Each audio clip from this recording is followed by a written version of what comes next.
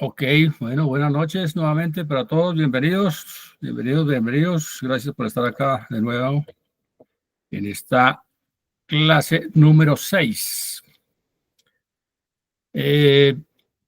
Bueno, como siempre, estamos explicando cada uno de los requisitos de la norma. Recordarles que estamos viendo cada uno de los requisitos de la norma BACS y OEA a la par. Recordarles que hay similitudes, que hay bastante coincidencia en algunos requisitos. Recordarles que lo que estamos viendo ahora en esta clase y la próxima tal vez es bastantes requisitos focalizados, orientados a lo que es realmente la seguridad como tal, la seguridad física. Ya veremos otros capítulos que hablan de otros también de seguridad, pero otros procesos y demás. Entonces, en conclusión, me están escuchando bien, ¿verdad? Sí, perfecto, Manuel. Vale, muchas gracias. Entonces, ¿qué hemos visto hasta ahora de la norma para ir clarificando y no perdernos en este mundo grande de información? Volvernos a hacer un recorder y reencauzarnos. Acuérdense que vimos una inducción respecto de lo que íbamos a tratar por allá, las normas, BAS, OEA, etcétera, y hablamos unas generalidades de por qué VAS, por qué OEA, de dónde viene una historia de cada una de ellas, etcétera. Y vinimos comprendiendo, entonces vamos de lo general a lo particular y vemos entonces que son iniciativas de seguridad globales que aportan, que guían, que son certificables para las empresas que lo deseen hacer sobre los requisitos de la seguridad de la cadena de suministro internacional. Vimos, quedó claro, según creo yo, que es una cadena de suministro internacional, los componentes, los diferentes actores de esa gran cadena de suministro internacional, y que las empresas que deseen pueden adoptar estas buenas prácticas y además certificarlas y obtener un reconocimiento tanto de la empresa privada como es BAS, como de los organismos estatales como es OEA. Vimos generalidades de la norma BACS. Recordémonos que la norma que BACS trae la norma general y trae los estándares focalizados a los tres estándares que hablamos de los que tienen contacto directo con la carga, los que tienen contacto indirecto con la carga y los demás. Y entonces vimos inicialmente esas generalidades de lo que es la norma BACS. Estuvimos viendo algo de los asociados de negocio. Vimos también la prevención del lavado de activos, las exigencias que tiene BACS para la prevención del lavado de activos. Estamos viendo entonces también lo que es la seguridad del contenedor, unidades de carga y transporte. Estamos viendo también las inspecciones de esas unidades. Prevención de la contaminación, también vimos alguna parte por allí. Los sellos y precintos, ¿cierto? Y, en fin, controles a la carga como tal y a las instalaciones, personas y demás. Entonces, ¿qué viene al futuro también? Otros capítulos que son componentes muy importantes que contribuyen precisamente a la prevención o a la mitigación o a la anticipación, como se llame, de los riesgos de la seguridad de la cadena de suministro, y un capítulo muy importante que es el personal o el talento humano, que hoy se llama. Capítulo supremamente importante. Finalmente, personas son las que hacen o dejan de hacer, o los que traemos problemas a las organizaciones, que en su mayoría somos las personas, porque tendemos al error. Allá lo hablaremos un poco en ese capítulo. Allí también hay un capítulo después que habla de la capacitación, y OEA también lo llama la formación, capacitación y toma de conciencia. ¿Conciencia de qué? De esas amenazas, de esos riesgos de la seguridad de la cadena de suministro. Veremos otro capítulo también de seguridad física, seguridad de procesos y finalmente un capítulo de seguridad de la información o tecnologías de la información. Hay un capítulo para OEA, dos capítulos, el 9 y el 10, los requisitos de OEA, que son aplicables a las empresas que son reguladas por ICA e INVIMA. Entonces, así se llama ICA e INVIMA y por supuesto que son los dos capítulos 10 y 11, hablan de eso, los requisitos que deben cumplir las empresas para esas condiciones. Si no alcanza el tiempo, los veremos, a ver qué nos dicen allí. Y en lo que se refiere a la seguridad sanitaria, lo que regula INVIMA, seguridad para las personas, sanitaria para las personas, y el capítulo de fito y zoosanitarias. Seguridad fito y zoosanitaria, que ya que lo regula ¿quién? El ICA. Y dijimos también que ojalá nos alcance un tiempo para hacer comentarios respecto de la ISO 18000.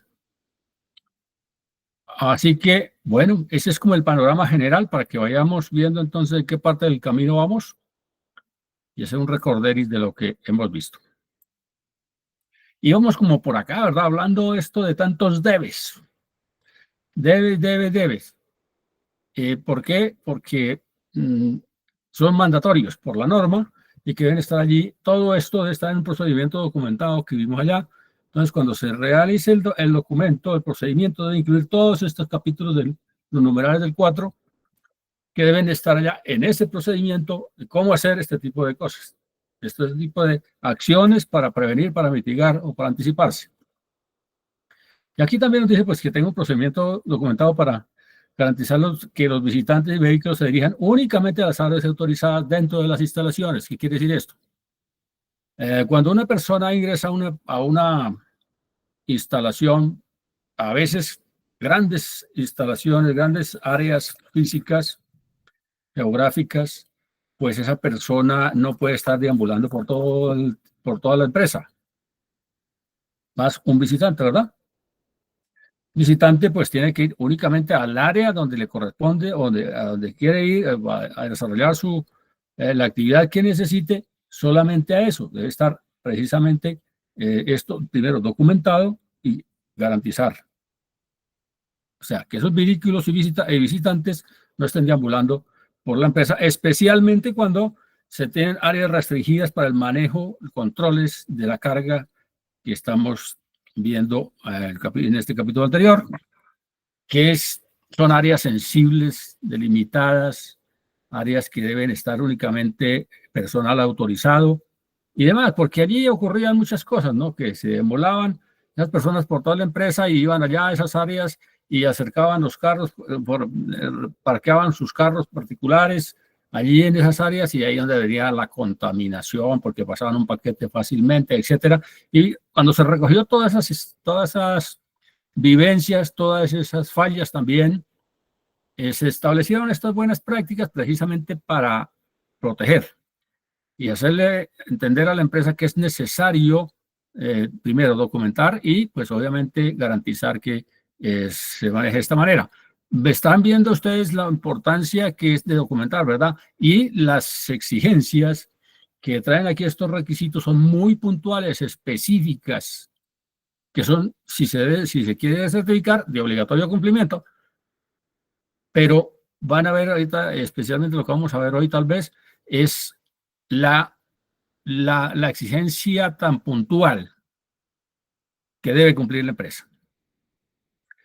Aquí es muy a la minucia, precisamente porque, como le digo, es producto de las experiencias vividas negativas, casos que se han presentado, riesgos que se han materializado y ha afectado a las empresas, por supuesto, a la cadena de suministro. Entonces, por eso se fueron colocando allí esas exigencias muy puntuales. Y entonces también nos dicen que debe garantizar mediante controles efectivos y procedimientos documentados, ¿cierto? Ya, miren lo que nos dicen acá, es garantizar.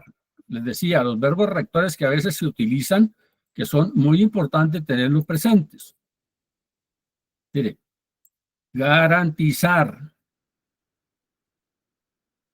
que mediante controles efectivos, no cualquier tipo de control, por salir del paso, sé que esas palabras son muy claves, controles efectivos y procedimientos documentados, ¿cierto? Esas palabras hay que tenerlas muy presentes en el momento de implementar, de procedimentar, porque eso nos van dando precisamente esos controles o esa especificidad en las actividades bien escritas, con responsables, con el paso a paso, de forma muy puntual. ¿Para qué? Para garantizar y que sean efectivos. Repito, garantizar efectividad. Y que el personal vinculado sepa identificar y afrontar a personas no autorizadas o no identificadas. ¿Qué ocurre? Ocurría que, o qué ocurría en el pasado, tal vez ya no tanto. Entraba una empresa, una persona, encontraban que no estaba identificado o no fue autorizado o tenía alguna sospecha de que podía estar, de alguna manera, hubo una intrusión no autorizada y la forma de afrontar esa persona era a veces exagerada. No salían todas las personas de seguridad o los demás, o los que se creían que tenían esa capacidad de los cinturones negros en esa época, y los cogían a golpes y los desbarataban y los sacaban a la calle o ahí, causaban un problema, pensando que era de pronto, pues obviamente un intruso o de pronto una persona que iba a hacer daño, etcétera, y no sabían reaccionar. O una persona que ingresaba a las empresas en amenaza, podría ser en un tono o en una actitud agresiva, pues la reacción era no adecuada y causaba más problemas, hasta muertes pudieron haber habido o lesiones personales por no saber reaccionar. Entonces, ¿qué le dijeron? Garantice en esos procedimientos y esas acciones que sepa la persona primero identificar una persona no autorizada y cómo afrontar esa situación que posiblemente sea de una calidad agresiva o un tono agresivo, una persona armada, qué sé yo, cómo afrontar esa situación. Entonces, de eso se trata este requisito. Mire cómo es de importante tener esas formas de actuar. A veces en los protocolos, en las empresas, no encuentra uno ese tipo de minucias, de situaciones, y precisamente se presentan problemas que afectan a la imagen, a los recursos, a los activos, a las personas en las empresas, por no tener una forma de tratar esta situación especial que se está presentando en el momento. Y esto no lo cubre a veces ni los planes de emergencia, ni quedaban por fuera este tipo de situaciones. Los planes de emergencia o de evacuación o de situaciones, allá las empresas no alcanzaban a llegarle hasta este punto de ser tan precisos para manejar una situación de esta naturaleza. Entonces, también ¿qué nos hablan de esto también? Entregar a todo el personal vinculado y a través de cualquier modalidad de contrato. Ya lo vimos, ¿verdad? Esto ya como que lo vimos. Es que se me está volviendo las imágenes, tal vez. Bueno, y esto es, veamos el capítulo entonces, lo que nos dice Bax, que es también muy similar respecto de los procesos relacionados con el personal. Acordémonos que talento humano o las personas somos finalmente los actores de todo esto, ¿verdad? Todavía no hay robots, por más sofisticados que sea la tecnología, los avances y demás, no hay un robot todavía que nos reemplace en forma total, ¿verdad? Llegará un momento que sí va avanzando y seguramente muchas actividades se van reemplazando por máquinas de esta naturaleza. Como vemos ya la inteligencia artificial como está avanzando de una forma muy acelerada, seguramente sí se van a reemplazar actividades. Pero para reemplazar el ser humano todavía nos queda mucho tiempo, ¿verdad? Entonces, por ahora, el ser humano como tal, la persona, es el centro de toda esta situación. ¿Quiénes ejecutan estas actividades? ¿Quiénes hacen procedimientos? ¿Quiénes planean todo eso? Pues personas. Y al ejecutar estas acciones, pues el ser humano por naturaleza tiende al error, como les decía. Entonces, esos errores a veces cuestan mucho dinero, imagen, reprocesos, hasta afectar la productividad y la competitividad de las empresas también. Entonces, que el ser humano como tal es el centro todavía. ¿Y qué nos dicen entonces? Que tengamos, primero mandatorio, establecer procedimientos documentados con base en la gestión de riesgo. Y ahí viene entonces Volvemos otra vez allá a nuestro apreciado coronel que nos están enseñando de cómo entonces gestionar los riesgos, porque aquí nos siguen repitiendo basados en gestión de riesgos. Miren el ADN que tiene esto. Gestión de riesgos es la columna vertebral de todo este sistema. Y la legislación vigente. Acuérdense que hay países que, como les decía, respecto de la visita domiciliaria, pues un solo ejemplo, algunos países es permitido, otras no, otras inclusive es prohibido. Entonces aquí nos están recordando que basados en gestión de riesgos y la legislación vigente de cada país, de cada ciudad, hay ciudades que tienen reglamentos, departamentos en Colombia que tienen leyes, normas que es de obligatorio cumplimiento y que de pronto riñen con estos estándares. Habría que mirar allí, acuérdese, las facultades que tienen una alcaldía, un departamento, etcétera, y colocan allí normas también que tengamos que cumplir. Entonces, cuando se esté implementando estos estándares en determinada región de Colombia, observe la legislación vigente de esa región, de ese municipio, de ese departamento. Que habrá cosas que de pronto en la legislación general de la región no está, pero allá está en esa particularidad, y después les explicaré unos casos específicos que me pasaron a mí cuando era consultor por no analizar esa particularidad. Entonces, nos están recordando que gestión de riesgos y respete la legislación. Téngala en cuenta cuando vaya a procedimentar. Que quede claro de una vez en ese procedimiento. Y nos hablan de la selección del personal. Y la empresa dice que debe verificar y analizar el proceso de selección. Allí donde empezamos, entonces, como les decía, desde allá empezamos a tratar los riesgos, algunos riesgos desde ese primer momento que tenemos un contacto con una persona que va a ingresar a la empresa. Y hablábamos, ¿se acuerdan? De que ojalá pudiéramos notificarle a las personas desde ese primer momento para no reprocesar más adelante, porque es que a veces ocurre. Cuando se hacen estos procedimientos en las empresas, empecemos por allí, porque es que a veces colocamos, por ejemplo, la verificación de antecedentes al final del proceso. Y nos damos cuenta que primero hicimos todo el proceso de selección, verificación de alguna información, entrevistas, visitas, etcétera, y al final nos damos cuenta que estaba requerido por alguna autoridad que tenía orden de captura.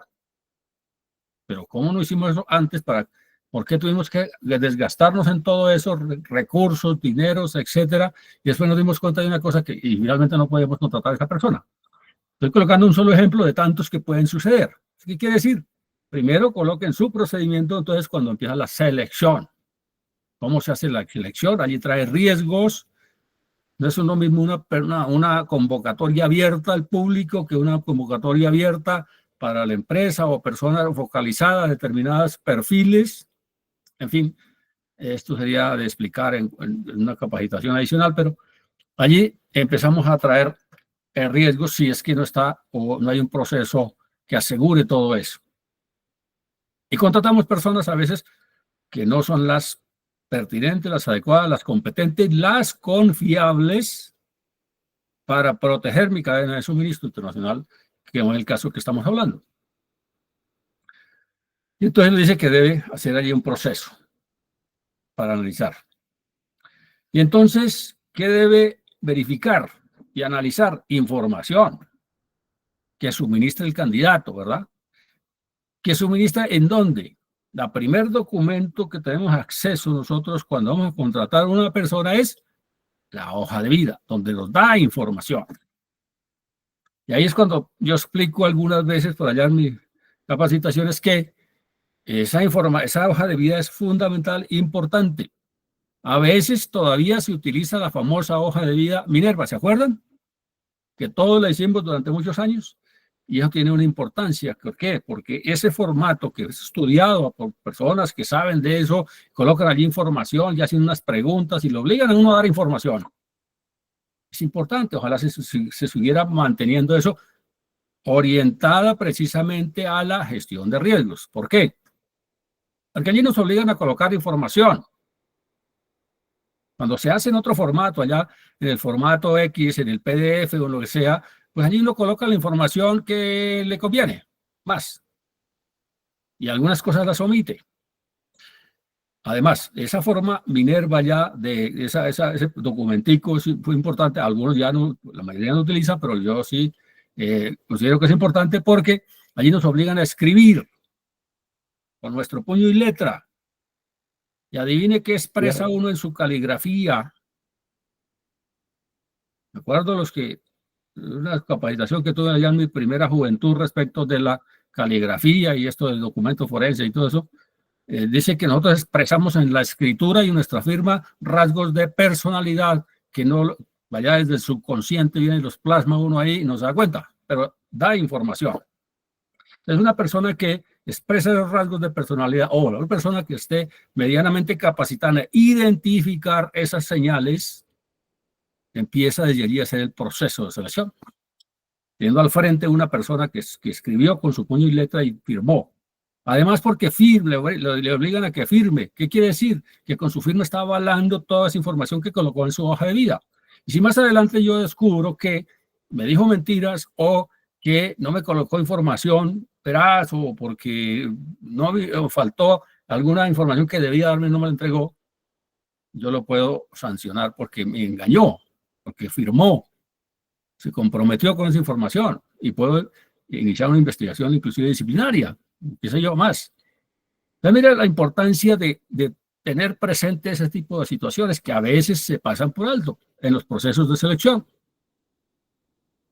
Y entonces le dice que verifique la información que suministra el candidato. ¿Cuál información? Pues todas las que coloca en su hoja de vida, la cédula, por ejemplo, identificar plenamente o en forma efectiva. ¿Cómo se identifica? Pues con la cédula, con el número de la cédula. Claro, las cédulas a veces son falsificadas y todo ese tipo de cosas, pero ya hay muchos mecanismos que les decía, por ejemplo, de verificar en la registraduría si ese número realmente corresponde a la persona que me está diciendo en la hoja de vida.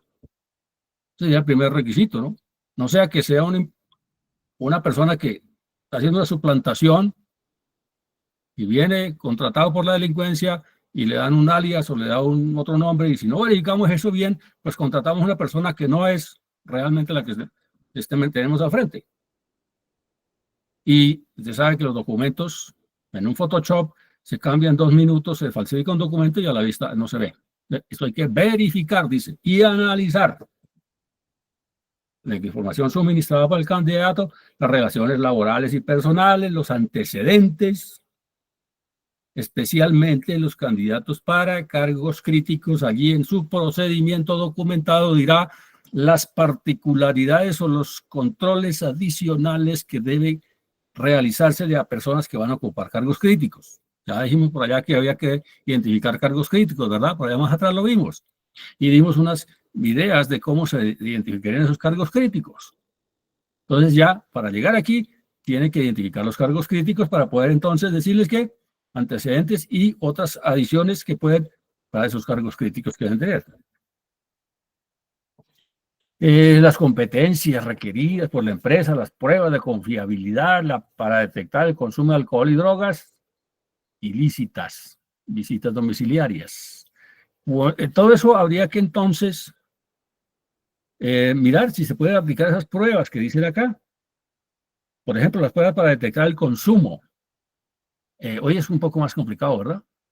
Porque ahora como ya es legal todo, la dosis mínima, todo eso, es más complicado hoy. Sí, yo consumo marihuana y sí, yo consumo y aquí está mi dosis mínima que me autoriza, me permite la ley, y antes era prohibido. Entonces, una persona que consumiera y detectáramos, pues no se contrataba sencillamente, pero vaya hoy, no contrate a una persona que tiene esa condición y rechácela y verá que más adelante una demanda le gana, en verdad, a la empresa. Y termina la empresa pagando cosas. En fin, más complejo, ¿no? ¿Qué opinan ustedes respecto de este requisito? Sería bueno hablar un poquito de eso. ¿Cómo se está haciendo en las empresas? ¿Cómo le está yendo usted en los procesos? Los que conocen los procesos allí en las empresas actualmente, sería importante como hablar de eso para todos, ¿no? ¿Alguien quiere aportar algo ahí?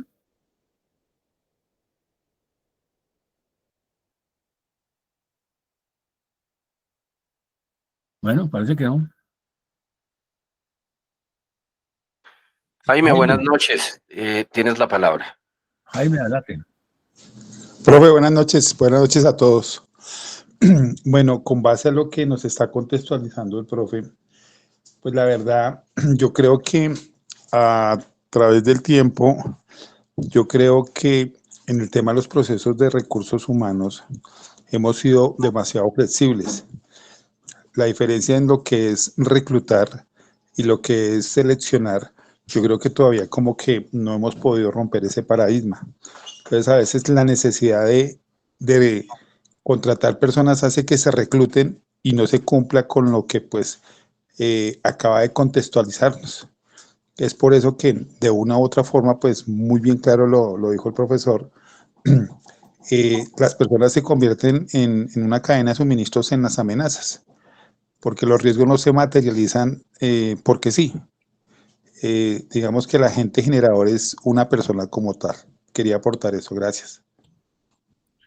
Ok, muchas gracias. ¿Alguien más quiere aportar algo? Y entonces, en el caso de, por ejemplo, por allá más adelante seguramente está en el otro, hablan de las adicciones. Y, híjole, eso es más complicado. O las fobias que llamamos, ¿no? ¿Y qué pasa si una persona, por ejemplo, es un pirómano y no lo detectamos? Y lo contratamos y lo enviamos a cuidar una bomba de gasolina o a cuidar una bodega donde ahí está llena de papel y de plásticos y todos los demás. ¿Qué pasará entonces? Y no detectamos que es un pirómano, y es enfermedad, ¿verdad? Es una enfermedad. Y así muchas otras, pues. Entonces, mire dónde están los riesgos, ¿verdad? Mire todo eso que podría ocurrir con una persona que no le hicimos un buen proceso de selección y contratación y no llegamos a esta minucia y nos traemos un problema a la organización. También nos hablan de las visitas domiciliarias. ¿Y qué nos dicen de las visitas domiciliarias entonces? Que tenga este procedimiento, ¿no? Porque aquí nos hablan de un procedimiento para todo esto. Y que hay que realizar esa visita. Por aquí más adelante está. Profe, pero ahí hay un tema y qué pena volver a interrumpirlo. El tema de la visita domiciliaria, eso se vuelve muy subjetivo porque hay muchas personas, por experiencia lo puedo decir, que inclusive arriendan habitaciones, arriendan casas y únicamente se limitan a llegar a un domicilio, pero no profundizar mucho más. Y después de que están incorporados esas personas ahí literalmente no viven, entonces no le hacen seguimiento ni trazabilidad y resulta que de una u otra forma, usted lo dijo hace un rato, pues obviamente están suministrando una información que no es verídica. Sí, depende también cómo se haga esa visita y quién la haga, ¿no? Yo particularmente he hecho muchas visitas porque me han contratado en mis trabajos de consultoría. A veces empresas que no confían esa visita a nadie más sino a mí. Yo he tenido que hacer visitas en muchas ciudades por allá porque la empresa tiene empleados a nivel nacional y yo tengo que viajar a hacer esas visitas y no me permiten que yo delegue a nadie. Ese es el contrato.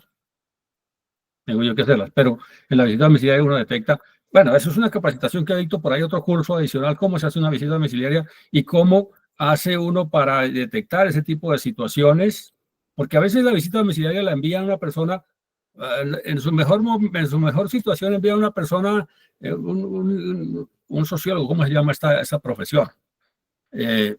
Y él ve el riesgo psicosocial, pero no no está capacitado para ver el riesgo de confiabilidad, de seguridad. Entonces hay que combinar las dos cosas.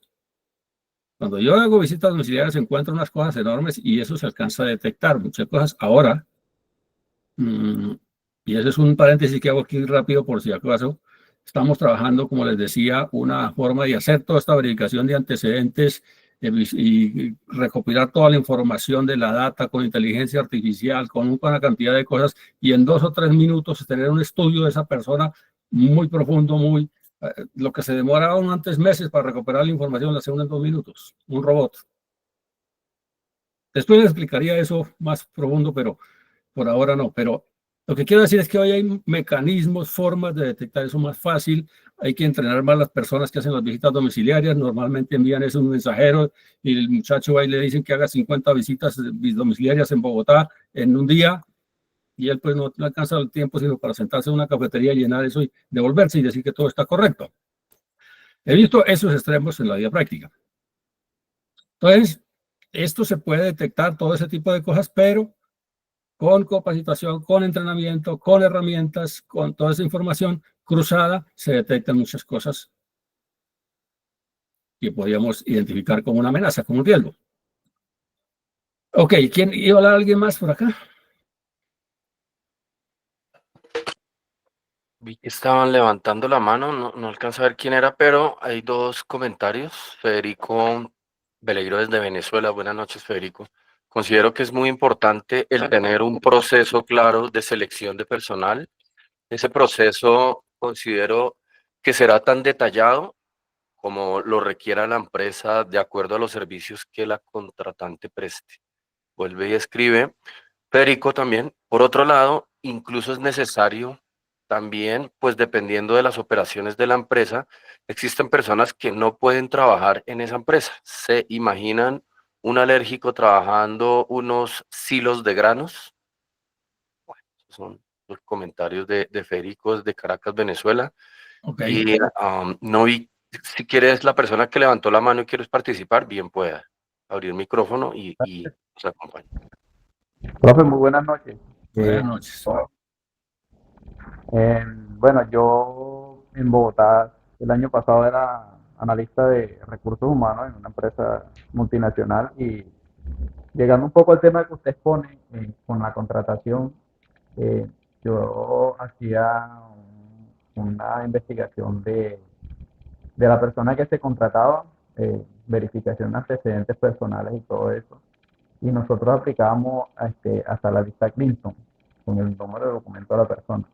¿Por qué hacíamos ese tipo de situaciones? Porque muchas veces contrataban personas extranjeras y pues también teníamos que verificar los antecedentes extranjeros que él tenía. Digamos que eso se hacía para para saber quién era la persona que iba a ingresar a la compañía, qué antecedentes tenía, cómo era esa persona.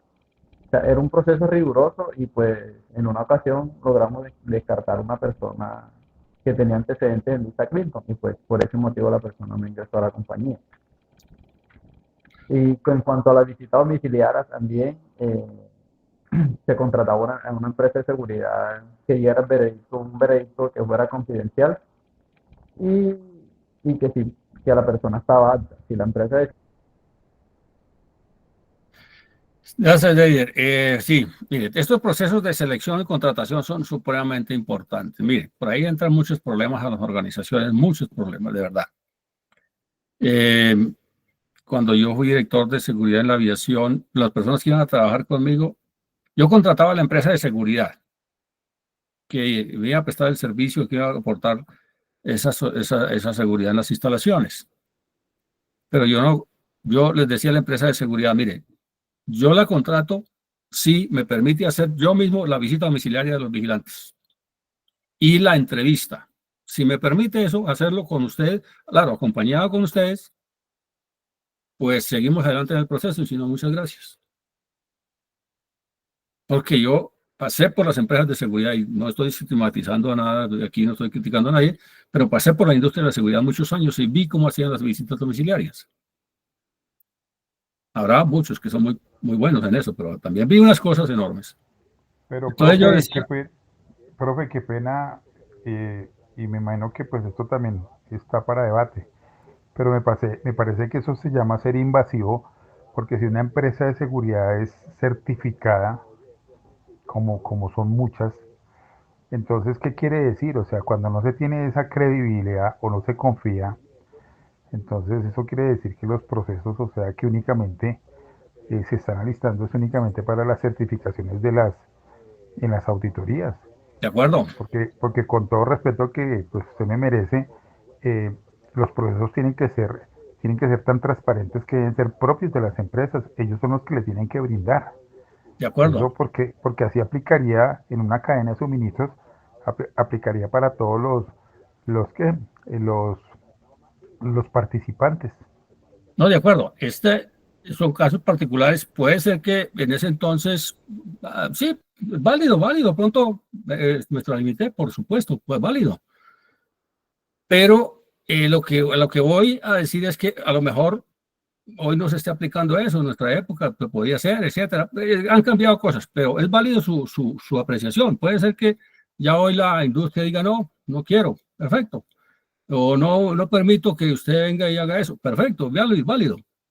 Pero a qué voy al mensaje es que debe ser tan riguroso y tan transparente eso, porque es que la experiencia nos ha dicho en la práctica que aún con todos esos procesos se presentan en la empresa, las personas se han prestado para muchas cosas. Y eso lo vemos permanentemente. Mucha corrupción, muchas cosas. Y pues de pronto, exagerando, sí, quería asegurar más su proceso dentro de su responsabilidad en la empresa. No nombro empresas de seguridad nombres precisamente por eso, porque no sería el caso. Y no se trata de señalar a nadie, sino con este comentario lo que quiero es que hacer el proceso lo más riguroso posible, en lo posible. Si ya no se hace, pues bueno, válido, pero lo que también quiero significar es que la confiabilidad de las personas debe ser al máximo. Es más, hay empresas que utilizan otras herramientas para la confiabilidad, el polígrafo, la entrevista, no sé qué, etcétera, porque nada más invasivo que un polígrafo, ¿no? Los que hemos tenido que pasar por ahí. Claro, si es autorizado por la persona. Pero yo no he visto más cosa más invasiva que un polígrafo, con el respeto, pues, de la profesión. Pero bueno, válido su comentario y bueno, también aporta, por supuesto. Y si le parece, continuamos. ¿Alguien más quiere hacer otro comentario? Ok. Perdóname, Entonces, ¿sí?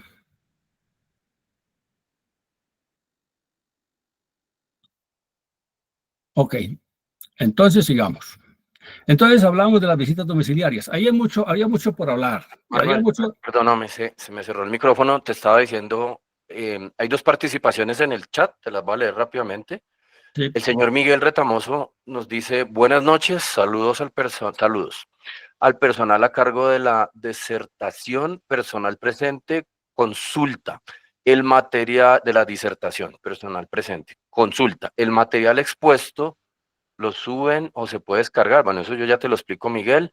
Héctor Cedeño nos dice, en Ecuador, cada cierto tiempo realizan exámenes de psicotrópicas al personal de seguridad y al momento de firmar el contrato, los reglamentos de las empresas contratistas son claras.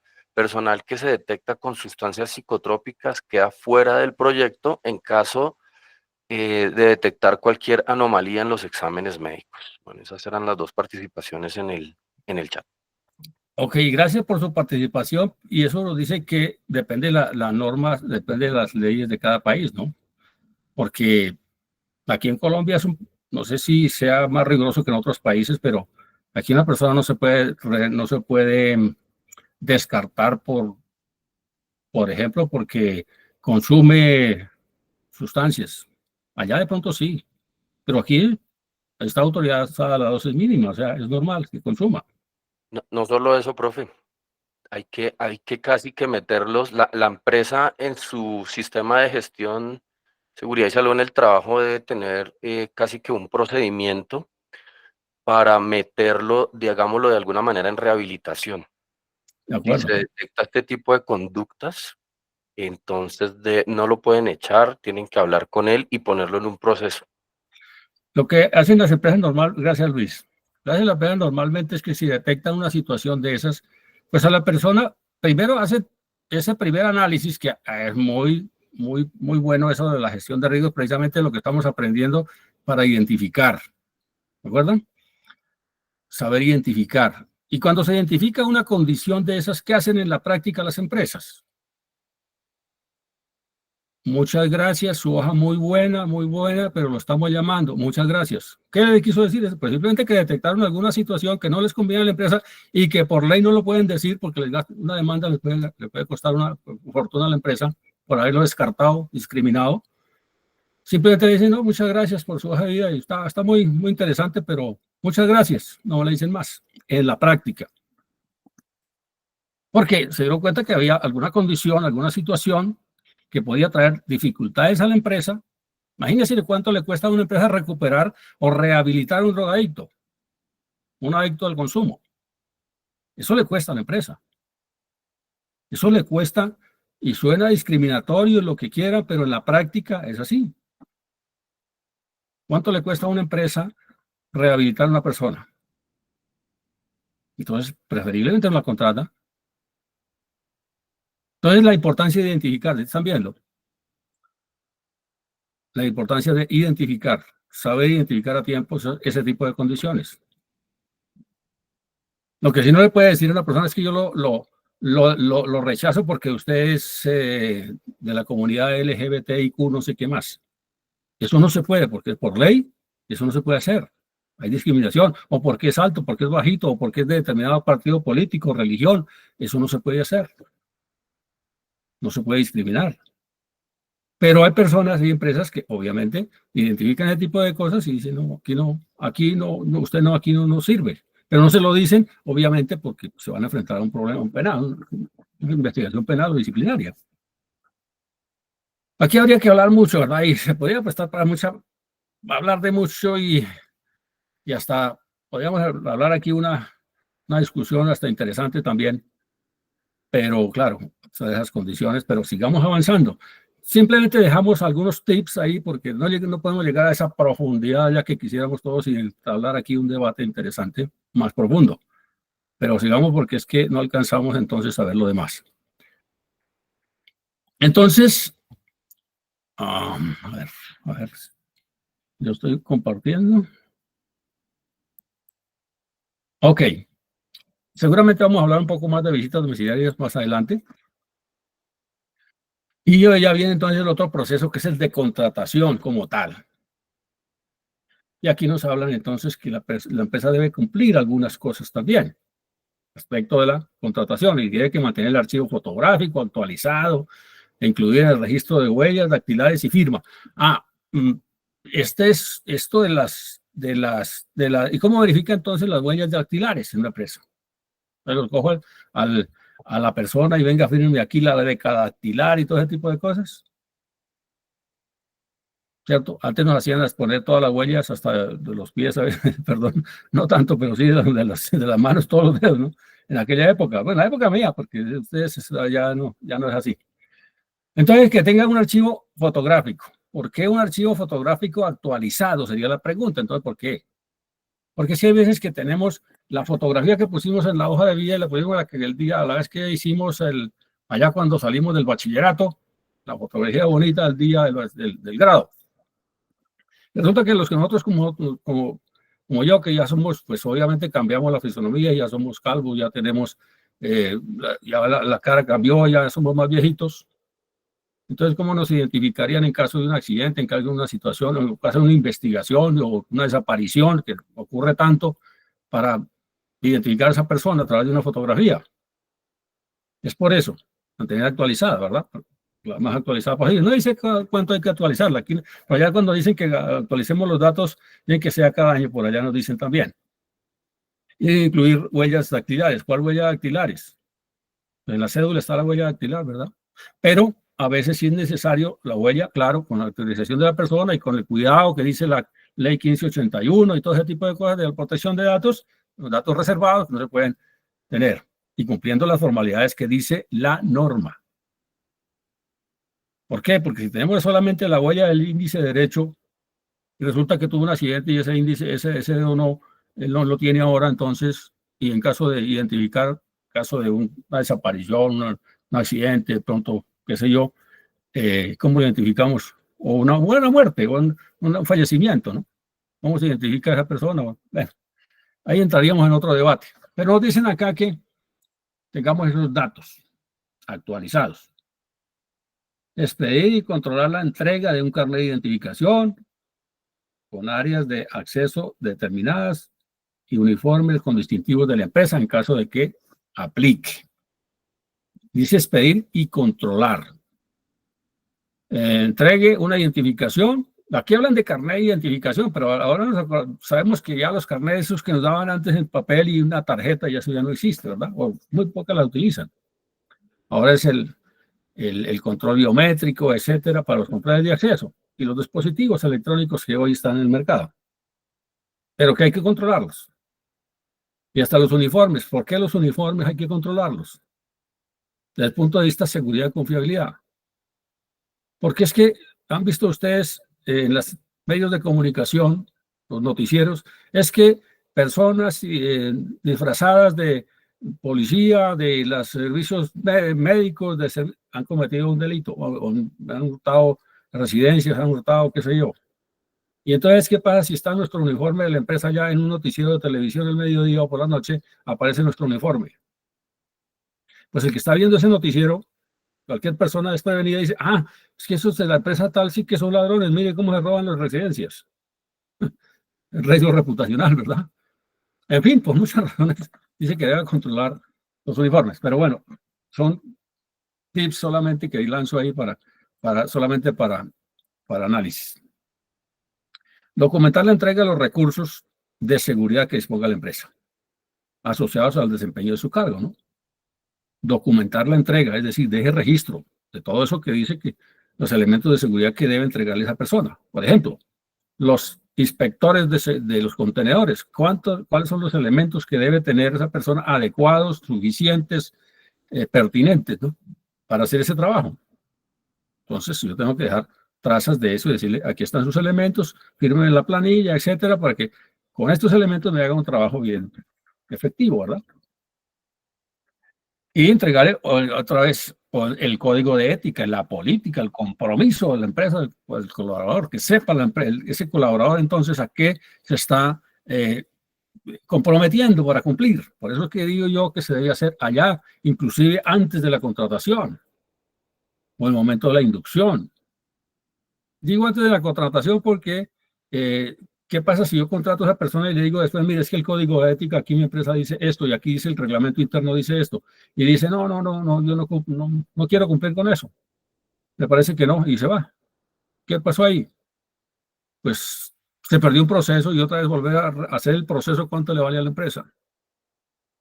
¿Cierto? Entonces sería mejor tratar ese riesgo desde allá. El momento en que llega la persona, tomamos el primer contacto, ¿qué teníamos que decirle? Mire, aquí las condiciones de esta empresa son así. Estas, si se las explico toditas de una vez, ¿le sirve? ¿Puede cumplirlas? ¿Quiere cumplirlas? Por favor, dígame sí o no.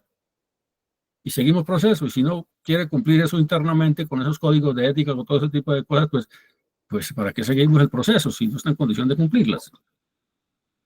Entonces, si orientamos esto a gestión de riesgos, ¿qué estamos haciendo? Pues estamos tratando un riesgo, ese riesgo de pérdidas de tiempo, de esfuerzos, recursos, etcétera, por una falla en un proceso que no fue coherente, digamos, desde el principio. Incluir el proceso de inducción. En el proceso de inducción, el compromiso con el sistema de gestión. Aquí nos lo está diciendo. En el proceso de inducción, incluya ese compromiso, entonces, a esa persona respecto del sistema de gestión y control de seguridad BAS, nos dice acá. O sea, hay que contarle a qué se va a enfrentar, qué debe cumplir, cómo debe cumplir, todas esas condiciones debe conocerlas el empleado. Es mandatorio aquí si nos queremos certificar. Y los requisitos de seguridad asociados al perfil de cargo para todos los cargos críticos determinados por la empresa y cuando se presenten cambios. Entonces, requisitos de seguridad. ¿Qué debe tener? Con la contratación, cuéntele eso también. ¿Cuáles requisitos son así? Si es una persona de cargos críticos, entonces, ¿qué otras situaciones o qué otras acciones o qué otras actividades adicionales debe cumplir esa persona por el hecho de estar catalogado como un cargo crítico? ¿O qué otros controles se le van a aplicar, controles adicionales a esa persona? Cuénteselo a la persona antes de que, ojalá sea la contratación, porque si no, después hay un problema. Y ahora viene el proceso de administración del personal.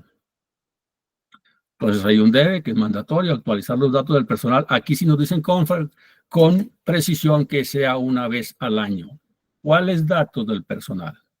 Establezca la empresa, no le dice cuáles. ¿Cuáles datos serían los que tenemos que actualizar? Los que son cambiables, cambiantes. ¿Para qué me actualizo la cédula si esta no cambia nunca? ¿Cierto? Y otros documentos que podría ser, por ejemplo, ¿para qué me piden otra vez la cédula? No, ya está. Entonces, establezca cuáles son los datos del personal que va a actualizar. Por ejemplo, cambio de residencia, cambio de teléfono, cambio de correo electrónico, cambio de estado civil, cambio de sexo, porque ahora en Colombia también es permitido. O sea, aquí puede ser que al interior, al iniciar el proceso, cuando se contrató era un hombre, ahora dice que es mujer y es válido. Y pregúnteselo. Porque no hay que cumplir la ley y es respetar sus derechos y todo ese tipo de cosas. Y entonces los baños, cómo sería y cómo sería el tratamiento, porque ya se considera que es una mujer. ¿Es válido o no? Estamos en el país, las normas son así. Entonces, miren todos los datos que habría que cambiar una vez al año, actualizarlos. ¿De acuerdo? Los antecedentes, también a personal que ocupa cargos críticos mínimo una vez al año. O sea, si a los demás empleados no se les hace ese seguimiento anual y otra vez volver a mirar antecedentes penales, disciplinarios, por allá todo su historial, pues entonces para cargos críticos aquí nos dice que lo hagamos cada una vez al año, es mandatorio para esas personas. Y aplicar pruebas para detectar el consumo de alcohol, drogas al personal, cargos críticos como mínimo cada 2 años o cuando se presenten sospechas. Ahí es donde viene la discusión. Entonces aquí este registro, este requisito, ¿cómo lo cumpliríamos, por ejemplo? ¿Cómo aplicaríamos esas pruebas para detectar consumo? Si la persona me está diciendo que él es consumidor de esas drogas que están autorizadas, pues ya lo detecté, ya me dijo que sí, ¿qué más? O sea, ¿lo voy a contratar? Esa sería la pregunta. ¿Lo contrato así? Perfecto, asuma entonces y contrátelo, porque si quiere, entonces póngase y lo rehabilita y le hace todo el proceso que dicen las normas. Pero ahí puede tener problemas esa persona entonces para cumplir determinadas actividades en la empresa. Ya no podría estar, por ejemplo, qué sé yo, en cargos críticos, en situaciones o en cargos que requieran de mayor exigencia qué sé yo, de concentración para hacer bien un trabajo, etcétera. Sí, lo puede contratar, pero entonces colócale unas actividades que él pueda cumplir en su condición. Y ahí venía entonces a limitarse un poco la empresa para ver. En fin, ahí hay una discusión también. Realizar una visita domiciliaria al personal que ocupa cargos críticos basada en la gestión de riesgos. Otra vez nos hablan, miren lo importante que es entonces el tema de gestión de riesgos. Visita domiciliaria a cargos críticos basados en gestión de riesgos y las regulaciones locales, mínimo cada 2 años. Regulaciones locales, ojo con esto. Aquí hay unas normas que puede ser que a nivel nacional no estén, pero en la localidad sí, en el municipio X sí, o en el departamento X sí puede estar. Pues nos hablan de regulaciones legales locales.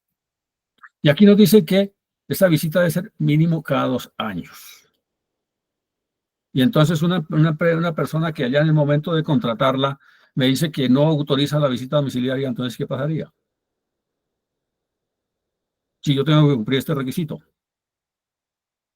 Entonces tendría que contratarlo y obviar esa situación y no colocarlo en el cargo crítico, ¿sería?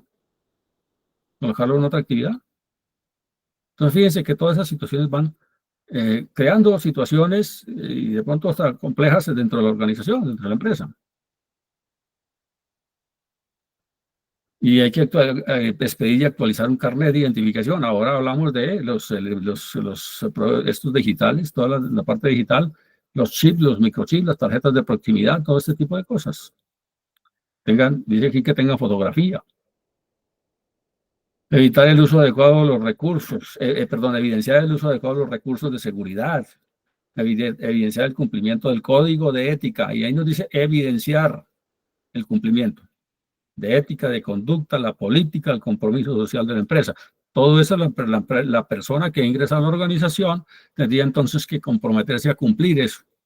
Por eso medio lo interesante que es saber si esa persona está en disposición de cumplir todo eso, porque no me voy a encontrar más adelante. Si es una empresa que se va a certificar, está certificada en esto, entonces tienen que cumplir esto que le está diciendo.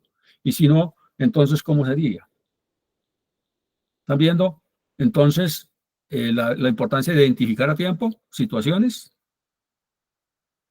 identificar con tiempo. A veces es a tiempo, no, con tiempo, para poder tomar alguna acción y tomar alguna decisión.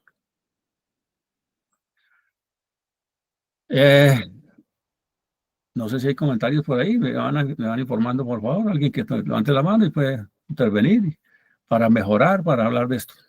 Un poco, si le parece bien. Y si no, seguimos. Tiene dos participaciones en el chat. Carlos Manuel. Ese tema de los uniformados, de los que dejan el empleo, casi no es controlable, dejando abierta una puerta al riesgo. Y en este caso habría que solicitar actualización de la cédula por si ha cambiado de género, con respecto a lo que es. Ok, sí, de acuerdo. De acuerdo, sí, en ese caso, muchas gracias por el comentario. Sí, claro, habría que, en ese caso sí habría que actualizar la cédula, tiene toda la razón, ¿verdad? Por si cambió de sexo, o cambió de nombre, porque puede cambiar de nombre, ¿verdad? Y es válido. Sí, de acuerdo. Que es un tema que, Manuel, que es un tema que no sé, de pronto se pasaría desapercibido, ¿no? Lo que tú decías, la cédula no es necesario, pero si esta persona ha cambiado de género y ahora ya no sabe si es él o ella, entonces sí habría que hacer esa renovación de actualización de documentos. Sí, totalmente de acuerdo, sí. Y Habría lo que que hacer. mencionaba lo de los uniformes es que el tema de los uniformes es un tema que si bien hoy en día ya se le está colocando un poquito más de atención, anteriormente era un tema que se tenía supremamente descuidado, ¿no?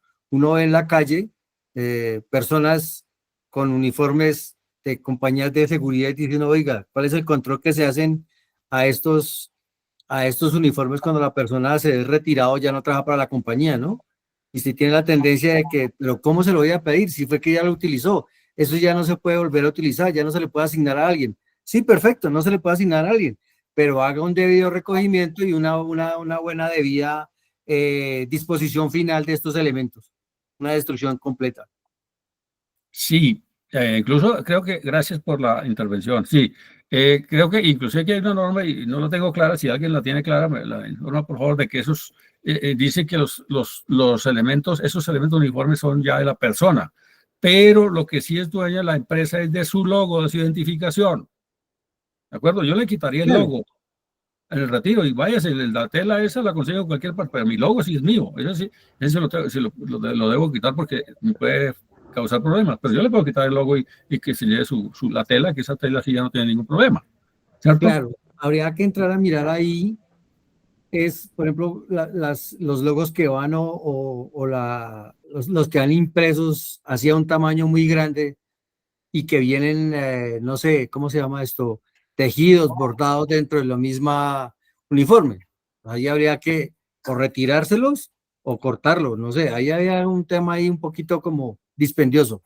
Bueno, la empresa le dice el estándar que toda la empresa debe controlarlo, si no le dice cómo. Uno da chispazos, da algunas ideas, pero la empresa determina cómo lo hace, eso es todo. Pero es que las dotaciones, por norma, las dotaciones deben ser entregadas de vueltas. En muchas empresas las dotaciones, y más cuando son, porque lo que decía el compañero Ligica es cierto, es que eso no solo reza para las empresas de seguridad, también reza para servicios públicos, inclusive para la fuerza pública, porque uno encuentra ahora en el mercado, eso está a la orden del día. Entonces es responsabilidad de cualquier empresa disponer finalmente sus uniformes, porque ahí está el riesgo reputacional. Sí, la empresa, gracias por su aporte muy amable. Sí, es el riesgo reputacional, ¿no? Y la empresa está en todo su derecho de cuidar ese riesgo, ¿no? Entonces tendría que mirar cómo hacerlo para que cumpla las normas pero tampoco se afecte en su riesgo de imagen reputacional, ¿verdad? Y la empresa está en todo su derecho de protegerse. Pero bueno, ahí le da la tarea a la empresa que lo haga, que lo controle. No le dice cómo. Aquí estamos hablando digamos, un poco de esas buenas prácticas que a veces uno se entera por ahí o vive y si las transmitírselas para ver si les queda más fácil el cumplimiento o más fácil entender el requisito. Es lo que estamos haciendo. Y también nos hablan de la terminación del contrato, de la vinculación laboral. Aquí hay otros debes que es mandatorio y nos dicen que eliminar el acceso a las instalaciones y las tecnologías de la información. Esto es muy importante, la seguridad de la información. Que la persona se retira y se lleva las claves del computador o las claves del banco, por ejemplo, en caso de un contador o el que manejan recursos, y van a hacer los desfalcos enormes en una hora, hacen un desfalco menos.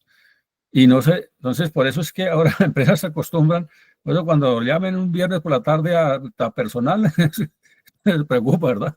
Porque es, venga, lo vamos a retirar, pero entrégueme el carnet, entrégueme las llaves, entrégueme todo, porque a partir de ahora ya no. Entonces, precisamente las empresas lo hacen para protegerse de eso, porque si no, imagínense, llevan el carnet de identificación o la tarjeta de proximidad y vienen cualquier otra hora del día, a la noche, o la prestan y hacen desfalco y hacen cantidad de problemas en las organizaciones, ¿no?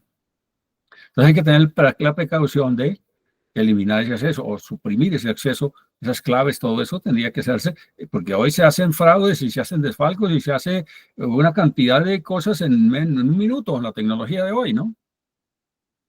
Bloquear un computador, hackear no sé qué información, en fin, tantas cosas. Entonces, eso tenía que ser casi que en el momento que se le está haciendo la notificación de retiro, por el motivo que sea, o antes inclusive. No puede ser mañana, ni puede ser el lunes, ni puede ser la otra semana, porque ahí puede ocurrir cosas en ese lapso de tiempo. Profe, acuérdese que hoy se puede notificar hasta por WhatsApp. Perdón. Acuérdese que hoy se puede notificar hasta por WhatsApp a una persona. Ah, imagínate. No sabía, gracias por la aclaración. Sí, señor. Ahora nos pueden despedir por WhatsApp, ¿sí? Sí, señor, así es. Ah, carajo. Estoy bastante desactualizado en eso, entonces, bueno, en mi época lo llamaban allá algún protocolo allá a firmar, entonces ahora por WhatsApp le dicen gracias y listo, chao. Bueno, la tecnología ha avanzado mucho y ya es forma de hacerlo, ¿no? Dice, mira aquí lo que nos dice con el carnet y los uniformes, dice que hay que retirar el carnet de identificación, uniformes y demás recursos de seguridad. Es mandatorio, ¿no? Para este caso, retirarlos. Comunicar a las partes interesadas pertinentes la desvinculación del colaborador y con base en la gestión de riesgos. ¿Se acuerdan el ejemplo que les coloqué o lo que les comenté respecto del hurto de las llantas aquellas? ¿Acuerdan? Pues este no cumplió con este requisito de comunicar a las partes interesadas que habían retirado esa persona de la empresa, ¿no? Pues no le informaron nada menos que a su cliente. O también hay que informarle a las demás personas de la empresa, oiga, esta persona ya no pertenece a la organización, ya no es compañero nuestro de trabajo. Todos sepan que la persona fue retirada y si en caso de que pues, esté por allí en la empresa o haciendo, pues habría que tratarlo ya como visitante, si es que es bienvenido a la empresa nuevamente, ¿no? Darle el tratamiento de visitante, ya no hay miembro de la empresa.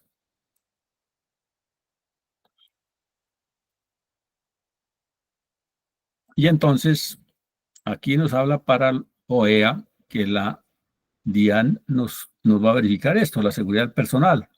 Entonces, cuando vaya a la auditoría para la OEA, entonces va ese personal de la DIAN a verificar este proceso. Entonces debe cumplir con estos requisitos, todos son obligatorios, no mandatorios. También nos dicen acá algunas cosas muy parecidas. Lo que dice VAX, dice que tener procedimientos documentados para la selección de candidatos con posibilidad de ser vinculados a la empresa en cualquier modalidad. Entonces, para eso hay que tener un procedimiento documentado. VAX también lo pedía. Van dando cuenta que son muy similares, ¿verdad? Van dando cuenta que muchos casi que son lo mismo. Porque digamos que eso fue traído también allí de la cultura base y se vino aportando esa información y que le sirve a las empresas. Y entonces, funciona. Procedimiento documentado para la selección. También nos dicen acá. Mantener actualizada la historia laboral. Allá nos decían los datos actualizados, ¿se acuerdan? Para VAS. Es muy similar. La historia laboral. Y pues todos los antecedentes, todos los, ¿cómo se llama? Las empresas que ha trabajado, etcétera. Entonces hay que mantener actualizado y verificar esa información. Entonces, ¿qué debe ser entonces? Información personal, familiar, revisión de antecedentes, archivo fotográfico, registro de huella de actividad y firma. Lo mismo que vimos la vez pasada. En el estándar anterior para VAS también aquí es casi lo mismo. Y aquí nos dice también que es otro mandatorio que es realizar y documentar bienalmente, o sea, cada 2 años, estudios socioeconómicos Esto es para OEA. VAS no lo trae así. Aquí nos hablan de unos estudios socioeconómicos, ¿verdad? Que incluyen las visitas domiciliarias al personal que ocupa cargos críticos también. Y entonces, ¿de qué se tratará ese estudio socioeconómico? ¿Alguien, para que nos pueda enseñar aquí, alguien que tenga ese conocimiento, por favor? Hagamos aquí un par y hablamos de eso un poquito. ¿Qué sería hacer un estudio socioeconómico para no estar yo solamente hablando? ¿Alguien podría aportar algo de eso? Profe, básicamente es primero mirar, dependiendo del perfil y obviamente dependiendo del cargo, ir analizando en las visitas, eh, mirar, digamos, el estado en las listas, ya puede ser listas especializadas para verificar el estado de movimientos bancarios, bienes, ¿sí? Adquiridos por la persona. ¿Por qué? Porque a veces cuando no se hacen esos estudios, resulta que una persona que está perfilada o que tiene un cargo medio termina con lujos, termina, hoy las redes antisociales, le llamo yo, terminan perfilando, terminan posteando viajes cada 8 días al exterior y obviamente el salario no, como que no compensa. Entonces la importancia de hacer esos estudios por el tema de, podría decirse inclusive, de desfalcos internos o prestarse para hacer actos delictivos. Muy bien. Buen aporte. Muchas gracias. ¿Quién lo hizo? Es que yo no veo bien la pantalla aquí cuando comparto pantalla completa, pero muchas gracias a quien lo hizo. ¿Alguien más tiene algún comentario respecto de esto, sus estudios socioeconómicos? Manuel, ahí acotando un poquito más lo que decía el compañero, es que son estos estudios socioeconómicos son sumamente importantes porque nos dan a nosotros una base, por llamarlo de alguna manera, de cómo ha ido evolucionando esta persona, este funcionario económicamente. Como decía el compañero, si tiene un salario X promedio, 1, 2, o pongamos un ejemplo, 3 salarios mínimos, y resulta de la noche a la mañana con casa, carro, beca, en vacaciones, viajes al exterior y todo eso, empieza uno son síntomas que dice algo está pasando, ¿sí? Entonces, esta revisión y estos estudios socioeconómicos son sumamente importantes desde mi punto de vista, de acuerdo a lo que dices y lo que está basado aquí. Vale, muchas gracias. Sí. Mire, esto sí que es importante. Me parece que esto que colocaron aquí, los estudios socioeconómicos, es muy importante. Sí, se presenta con frecuencia. ¿Y dónde se detecta también? En la visita domiciliaria. Si yo me llevo el estudio anterior o el estudio socioeconómico anterior, a la siguiente visita cada 2 años, dice acá, del siguiente estudio, me llevo esos antecedentes, información que recogieron anteriormente y me la llevo y la comparo, identifico cosas, ¿verdad? Entonces, cuando hice la primera visita, pues era una cuestión normal, de acuerdo a su salario, de acuerdo a su estatus, de sus ingresos, pues normal, ¿verdad? Pero si yo a los 2 años encuentro que es en la misma dirección, pero tiene un edificio de 5 o 6 pisos, construyó en el lotecito que queda, en ese entonces normal, ahora tiene un edificio de apartamentos ahí en ese lote y es propiedad, y resulta que está en el mismo cargo, siempre con el mismo sueldo. ¿Y será que eso es normal? Bueno, se puede ganar la lotería o la tía que dejó una herencia, sí, pero verifíquelo, ¿no? Que es el cuento, no es que me gané una lotería o es que me dieron una herencia, sí, válido, pero verifique y demuestre, ¿no? Porque se presentan, y son señales. O en la visita domiciliaria, cuando uno vaya y venga y uno está viendo ahí que tiene ya el cuadro del último de Picasso, no sé cuántos millones de dólares vale y está allá. Hay una persona que sepa de eso medianamente dice, oiga, pero no necesita ni preguntar, oiga, pero si estoy viendo que con el mismo salario, ¿será que tiene para comprar una colección de cuadros de esos, de originales de Picasso? Con Casos, su primer $1.000.000 enmarcado. casos, si quiere, exagerados, pero que dan luces, ¿verdad? Entonces, ¿por qué tiene que ir a hacer una visita domiciliaria a una persona formada en riesgos, en gestión de riesgos? Pues que la persona que hace ese estudio, un trabajador social, qué sé yo, otros profesionales muy, muy capaces, muy competentes, pero si no están formados, capacitados en esto también, pues vayan y encuentran y ellos observan el riesgo psicosocial, pero no observan ese tipo de situaciones que aporten a la confiabilidad de esa persona, ¿verdad? Entonces, o lo contrario, una persona que era un alto directivo, que un buen salario, que podía vivir bien en un estrato alto, normal, ¿cierto? Porque es de acuerdo a su situación económica, pues puede vivir en un estrato alto. Pero si voy a los 2 años y lo veo que ya no vive ahí, que vive por allá a las afueras, por allá en un cambuche, por allá afuera de la ciudad, y sigue siendo el mismo cargo, la misma situación, y ¿por qué entonces qué pasó? Ya cambió de dirección, sí, pero me voy y lo encuentro por allá en una casita por allá arriba en los últimos confines. También, ¿verdad? Hay que indicar eso. ¿Eso traerá problemas a la organización? Claro. ¿Por qué?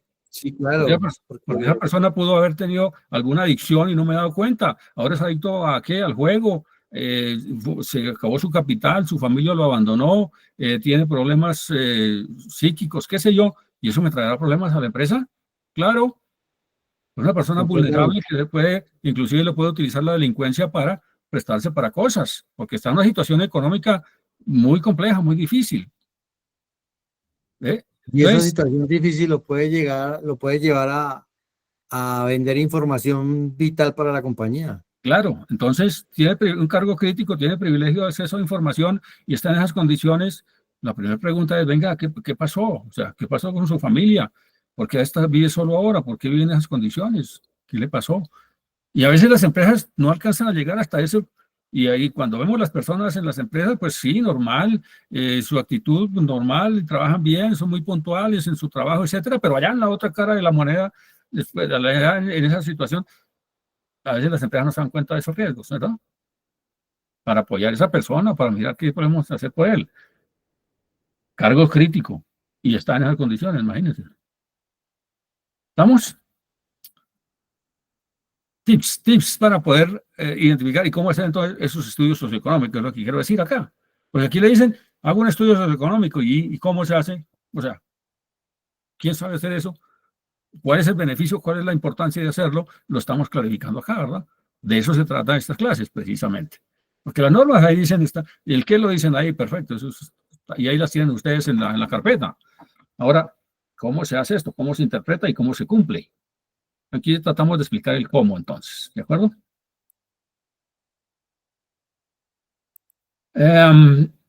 Procedimiento documentado para hacer el seguimiento. Aquí nos dicen que hagamos un seguimiento al análisis y de los resultados de los estudios socioeconómicos y de las visitas domiciliarias, lo que estamos hablando ahora, ¿verdad?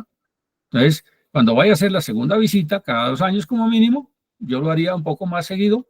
Aquí dice 2 años, pero puede ser antes, no hay problema.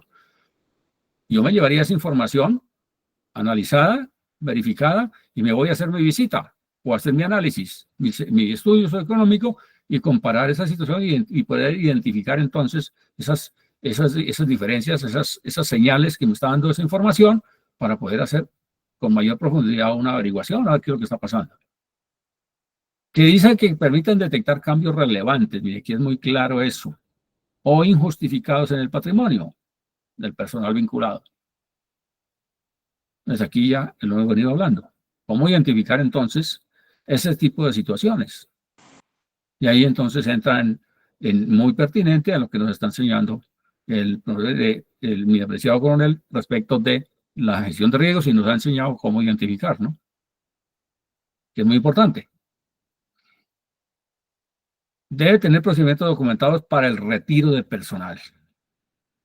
También hay que saber retirar a una persona. Tener establecidas disposiciones de seguridad para el suministro, el manejo de los uniformes de dotación. Aquí nos hablan otra vez, o nos habla de eso. Aquí esto del retiro de personal es muy importante, ¿no? Es que, ¿cómo se retira? Una persona que se retira de la empresa, no cumpliendo las formalidades de ley, por lo menos pagándole todas sus prestaciones, como dice la ley, adivine qué va a pasar. Un problema. O una persona que se retira y se va resentida de la empresa y se va, oiga, esa persona le va a causar daño a la empresa posterior. Se lleva información privilegiada de la empresa, hace cosas. Entonces, habría que dar un proceso ahí, mirar cómo va a ser esas condiciones de retiro, ¿verdad? A veces las empresas no tienen cuidado en eso Y por eso es que vienen a veces los desfalcos y los problemas al interior de la empresa, porque esa persona se va resentida de la empresa y pues hace cualquier cantidad de cosas en contra de la empresa, por sí. Y Hoy día, profe, eh, en el tema de liderazgo está basado en que así como cuando nos colocamos felices cuando nos contratan, también el tema del retiro tiene que ser feliz, o sea, tiene que salir una persona satisfecha de la labor que cumplió en una organización. ¿Por qué? Por lo que usted acaba de decir. sí, gracias, muchas gracias por el aporte. Sí, eso es un riesgo enorme, habría que identificar ese riesgo, ¿no? A veces no se hace eso. Por eso es que yo insisto a veces que en los procesos de talento humano, todas las personas que dirigen ahí tienen que estar formadas en gestión de riesgos también, así como se forman los comerciales, al personal de seguridad, todos esos deberían ser formados en gestión de riesgos, porque si no están preparados, no están capacitados en esto, pues no identifican ese riesgo y traen un problema de organización enorme. Y además, cómo tratar esa situación, ¿no? No solamente identificar, sino gestionar ese riesgo. Tener establecidas disposiciones de seguridad para el suministro, manejo, consumo, también nos dice allá, oiga, ¿cómo se hace esto? Control y entrega, muy parecido a lo que dice más, ¿verdad? Ya lo hablamos. Tener implementado un código de ética, también dijimos allá, reglas de comportamiento, orientadas a asegurar la transparencia en el ejercicio de su actividad. Aquí es muy puntual, OEA en eso. Orientadas a asegurar la transparencia en el ejercicio de sus funciones. Entonces, por eso es que nos hablan de códigos de ética, de comportamiento, por allá, todo ese tipo de cosas. Precisamente allí tenemos que colocar todo eso en esos códigos de ética, llevar toda esa situación, de esa cultura, entonces, de cumplimiento, de prevención, de anticipación, inclusive plasmarla allí también, en esas normas de conducta, ¿verdad? Procedimiento documentado para el seguimiento y análisis de resultados. Y aquí también ya lo vimos acá, pero se me está como devolviendo. Y ahora es que nos habla entonces respecto de la capacitación. Espérate, ¿qué quieres? Ok. Respecto de la formación, capacitación y concientización, nos dice Bax. En este capítulo vamos a hablar entonces de eso, de cómo es eso de la formación, capacitación. Entonces nos dice que la empresa debe documentar y evaluar anualmente la eficacia de un programa. OEA también nos habla de programas de capacitación. Allá OEA vamos a ver 4 programas de capacitación. Pero desde ya entonces hablemos, porque es que a veces hacer un poquito de claridad en esto, porque a veces no se conoce muy bien qué es un programa de capacitación. Yo como auditor los he visto mucho. Cuando uno llega a auditar un requisito de esto, me dice, señor director de talento humano, como se llame personal, déjame ver su programa de capacitación. Y le alcanzan a uno a veces, me ocurrió muchas veces, la verdad, le encuentran un cronograma de capacitación. Y yo entonces le pregunto al director de talento humano, venga, explícame para usted qué es un cronograma y qué es un programa.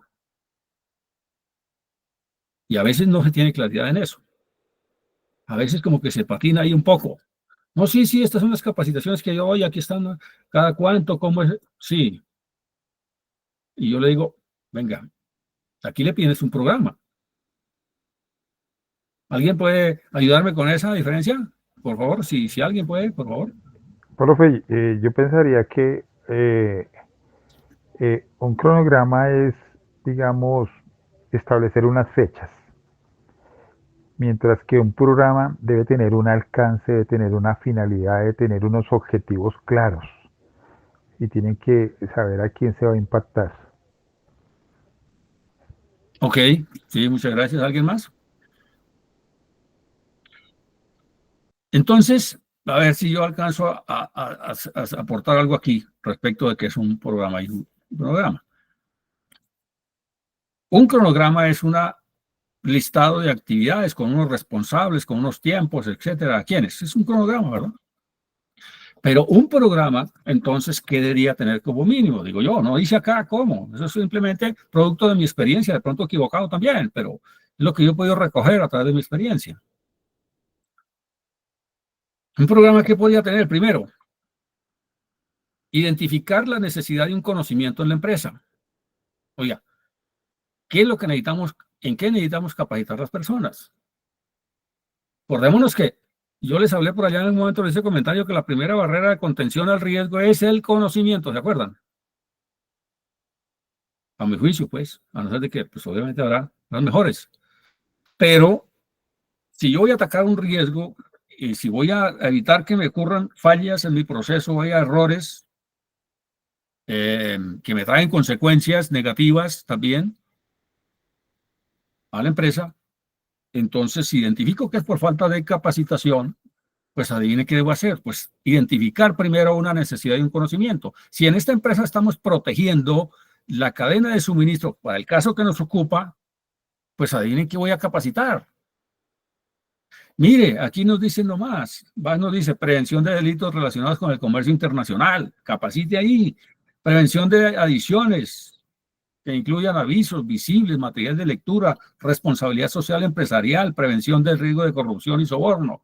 Le dice como mínimo estas cosas y otras. Viene por ahí. Ahora, ¿qué más necesitaría yo capacitar a las personas? Por ejemplo, si estamos protegiendo la cadena de suministro internacional, ¿cómo inspeccionar un contenedor o una unidad de carga, una unidad de transporte? Sería interesante, sería pertinente, porque a veces capacitamos, traemos temas por allá de la estratosfera, de aprender a hacer no sé qué, por allá que no tiene nada que ver con lo que yo estoy atacando como riesgo, ¿verdad? O la esencia de mi negocio. Y aquí dice que tengamos un programa. Entonces, la primera condición de un programa, ¿cuál sería? El primer componente, identifique la necesidad de un conocimiento para ese proceso, para esa persona, para la empresa, etcétera. Porque si yo, a través de la capacitación, de la formación de las personas, evito que hayan errores y sean las personas más efectivas, más productivas, pues me va a ayudar, ¿verdad? Y va a asegurar más mi cadena de suministro. La segunda componente de un programa, ¿cuál sería? ¿A quiénes, verdad? Ya lo dijimos. Después, ¿qué sería? ¿Quién me va a dar la capacitación? A veces también tenemos ese problema. Traemos un médico a hablarnos de derecho y confundimos las personas. Bueno, a no ser de que esa persona tenga esas dos competencias bien formadas.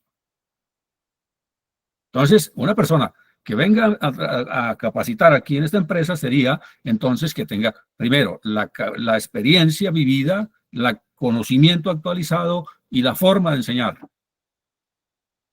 para que sea buena la capacitación. Y a veces fallamos en eso. Entonces traemos cualquier cosa, ahí sí, para salir del paso, llenar planillas y cumplir. Sí, yo lo capacité, sí, pero realmente esos objetivos fue bueno. La otra condición de ese programa, ¿cuál sería entonces? Ese conocimiento que fue identificado, que fue pertinente, que lo dio una persona con esas condiciones, y la persona que estaba ahí entendió, sería la otra condición, porque yo puedo echar ahí un discurso muy bonito, muy grande, pero las personas que están ahí sentadas no tienen, ni entendieron, ni comprendieron, ni nada. No. Entonces hay que mirar si realmente lo entendieron. Por eso es que a veces los docentes cada rato paramos y preguntamos, oigan, díganme, pregunten, díganme, porque yo quiero asegurarme que realmente lo están entendiendo. A veces somos hasta muy rigurosos en eso, porque la preocupación de un docente es que la persona, la que está al otro lado, me entienda, y si no, pues perdí el tiempo. Perdón, Manuel. ¿Alguien iba a hablar?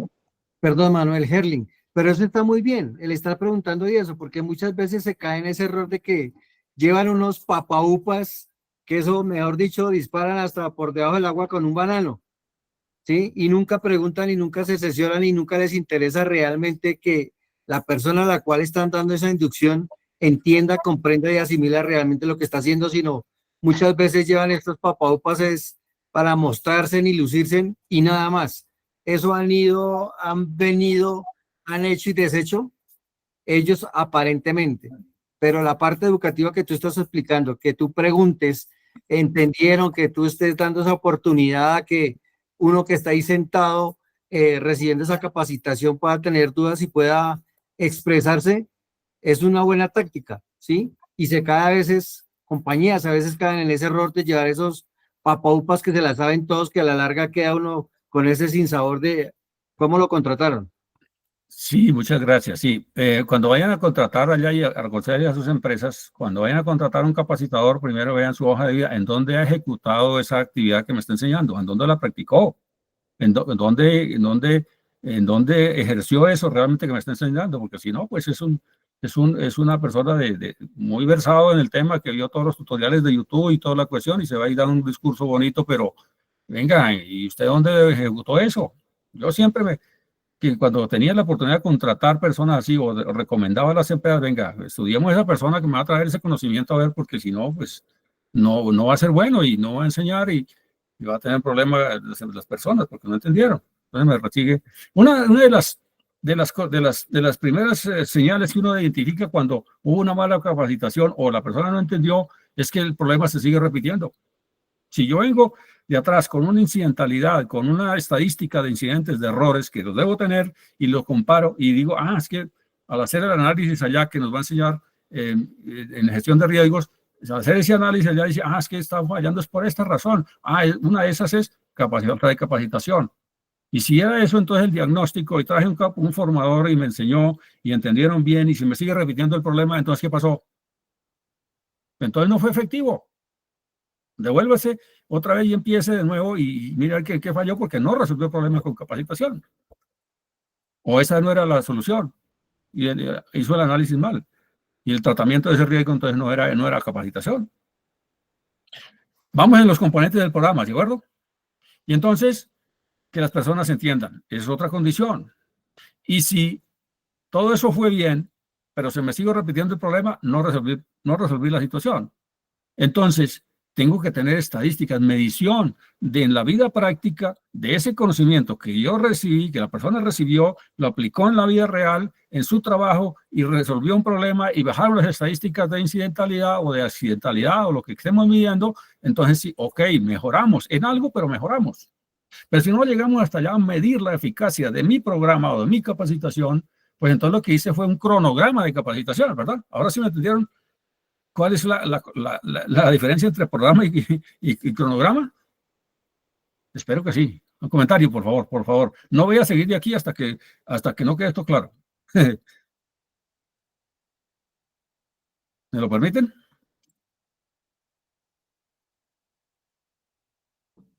Por supuesto, Manuel. De mi parte, A ver, creo que todo está muy bien y claro.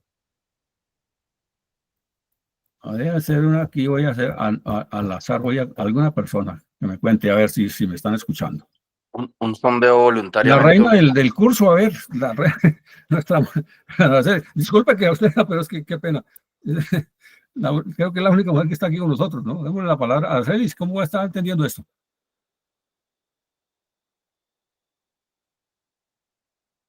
Carajo, Aracelis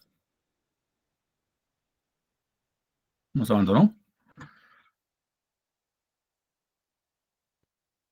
Bueno, entonces, ¿quién? ¿Nadie más? Carlos, Alberto, ¿cómo entendiste esto? Bueno,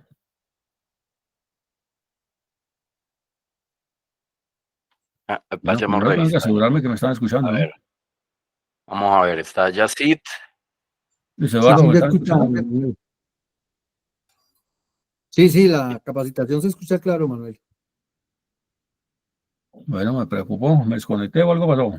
Araceli, Carlos Alberto, ¿Alguien me está Deiner, escuchando? Hola, Héctor. profe. Sí, ahí se le escucha. Manuel, ahí te está hablando Araceli. Sí, señor. Bueno, algo pasó. Manuel, ahí te está hablando Araceli. Algo pasó, a ver, ¿qué pasó por acá? Creo que Manuel está sin sonido, sin audio. Manuel, de pronto estás en mute para ti porque no nos escuchas. Luis, Manuel, nosotros, es que no sé, yo te estamos hablando, pero creo que no nos escuchas. Manuel. Profe, a ver, le escribo yo aquí por el interno. Hola, hola, hola. Sí, no nos está escuchando. No escucho.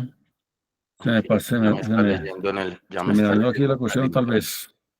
Escríbame en el WhatsApp, por favor, escríbame perdón, ahí en el ¿En chat, el chat? si me escuchan, por favor.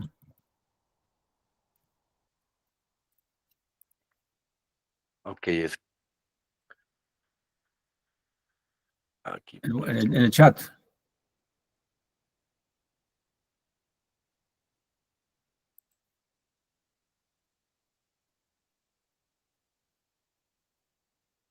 Bueno, yo no los estoy, me dicen que me están escuchando, perfecto.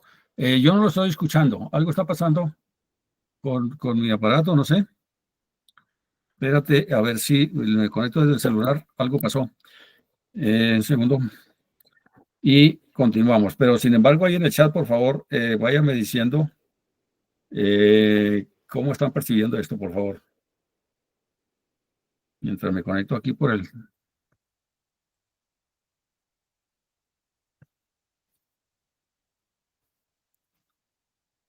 Ahí me escuchan. Espérenme, Pero salgo con del... retorno. Te escuchamos y se perdió la presentación,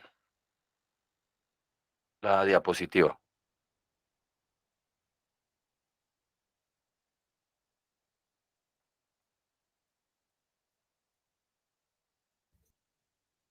Luis Eduardo, creo que se le cayó, fue como la señal. Creo que se salió. Sí, no, acá todavía lo tengo en el radar. Vamos a ver. Aquí tengo todavía al profe en los usuarios. Dale un minutico ¿Ahí a me ver. están escuchando? Sí, Ahí señor. sí. Entiendo que sí, pero Ah, bueno, Manuel todavía no nos está entonces me salgo escuchando. nuevamente de él, Sí, porque creo que es el del computador que no me funciona.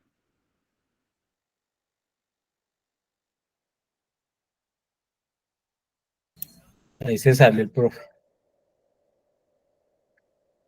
los que salga y vuelva a ingrese. Seguro le generó conflicto el que el equipo. Ahí ya volvió a ingresar.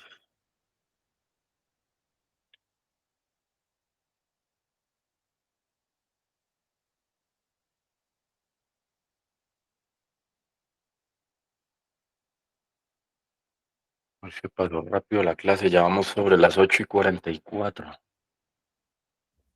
Este es más ¿Me están interesante. Esos escuchando ahí? ¿Me temas, están escuchando ahí? temas interesantes y apasionados se consuman el tiempo rápido. Me Sí, escu- a él me- me- sí, le estamos escuchando, Manuel. ok, qué pena, disculpe. Algo pasó aquí con el computador, no sé, pero bueno. Le estaba diciendo que hiciéramos comentarios aquí respecto de esto, de lo que estamos tratando. Ese es un tema, a ver, me detengo en cosas muy que yo considero importantes que queden claras. Y entonces, ¿cómo les pareció esto de la capacitación, del cronograma, el programa? No sé si eso quedó entendido. Si parece, me comentan, por favor.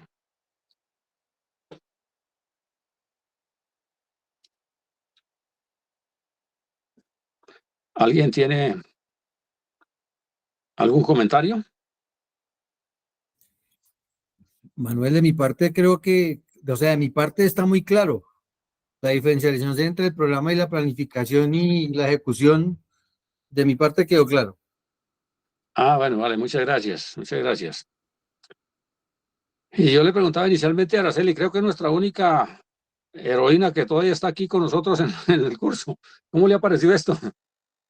¿Cómo lo ha sentido? ¿Qué entendiste hoy? ¿Qué se lleva hoy para como enseñanza?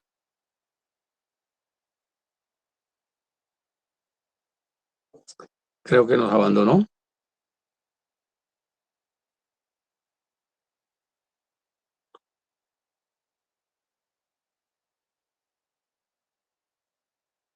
Dice Juan Carlos que llegó un poquito tarde, pero que esto le parece muy interesante. Perfecto. Eh, ¿Quién más? ¿Quién más quiere comentar algo?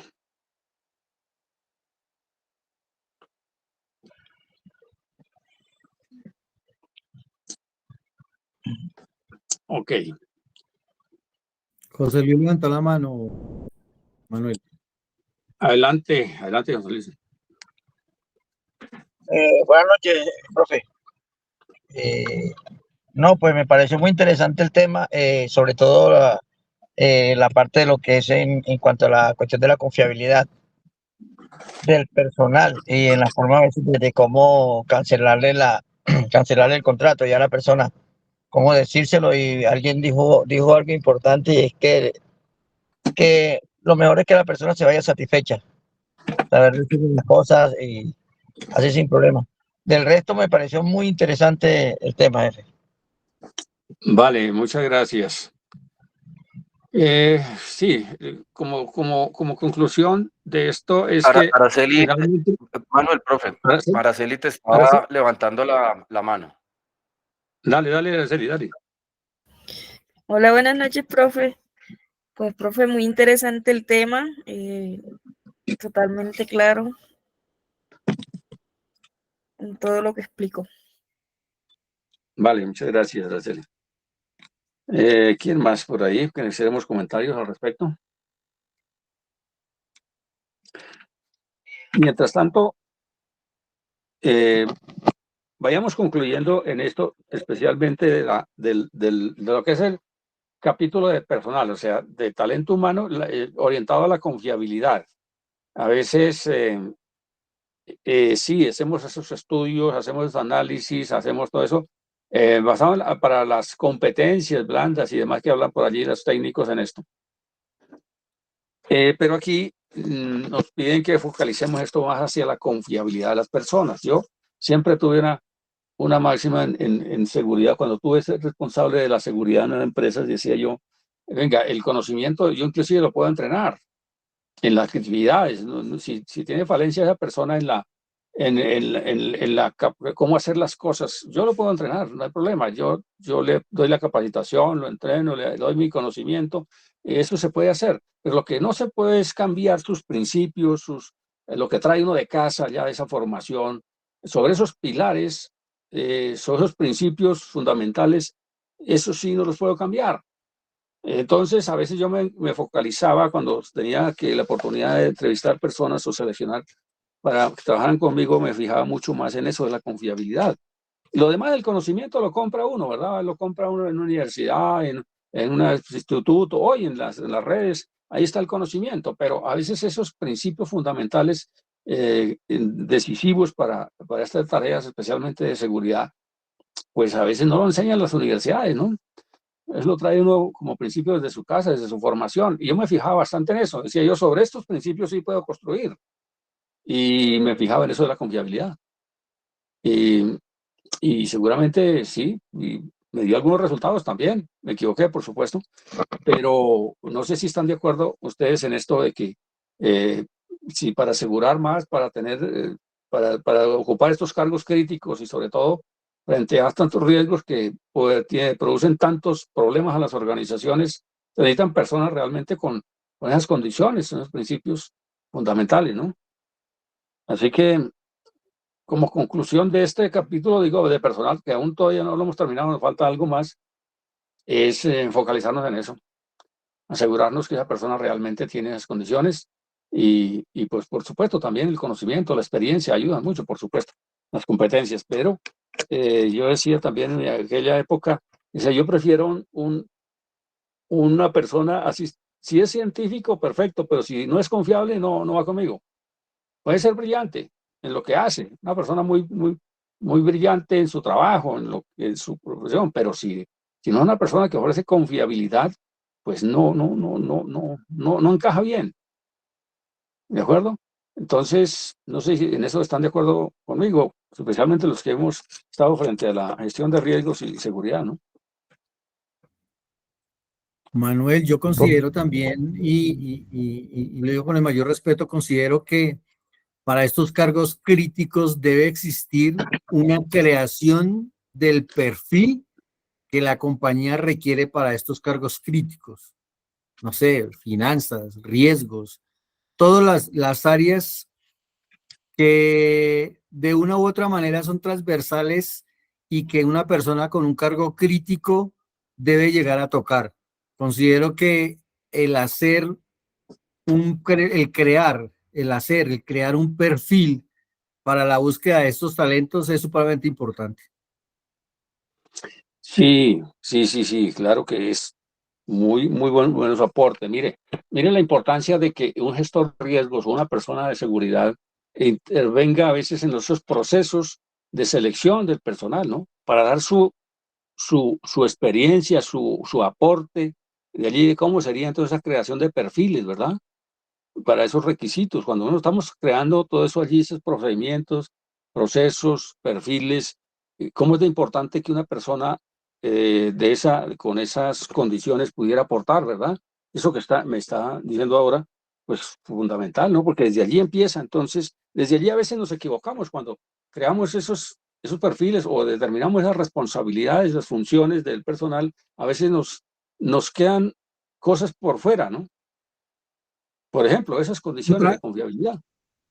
Sí, otra cosa importante considero también es que para la creación de estos perfiles, generalmente los perfiles de las compañías los crean el área de recursos humanos o talento humano hoy en día, y pocas veces tienen en cuenta al responsable del área de seguridad, que desde mi punto de vista debería estar en todos estos procesos de creación de perfiles, porque de cierta manera, pues, o de una u otra manera, tienen que ver con los activos y las acciones de la compañía, y puede llegar a ser un punto determinante en un cargo crítico o un cargo general. Entonces, considero que la creación de estos perfiles, no solamente para los cargos críticos específicos, sino para cargos de coordinadores y demás, debe el área de talento humano hacer partícipe al área de seguridad o al responsable del área de seguridad.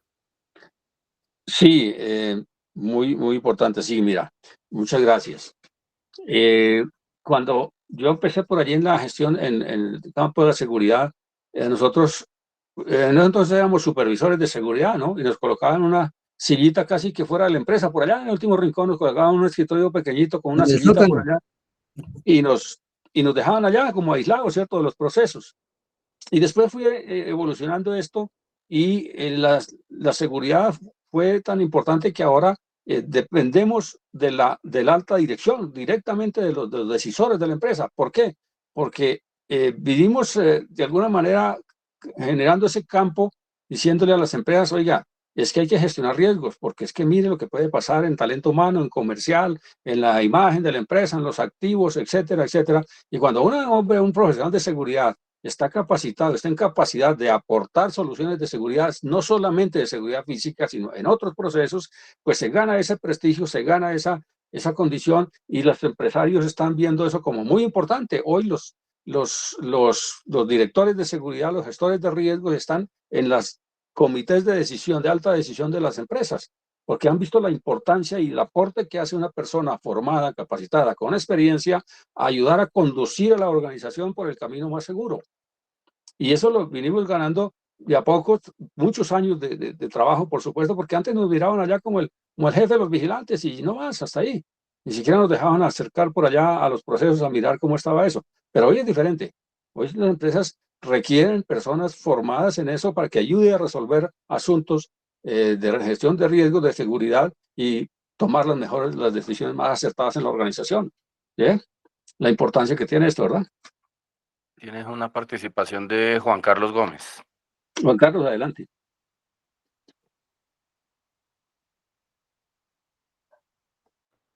Juan, tienes autorizado, puedes abrir el micrófono. Juan Carlos Gómez.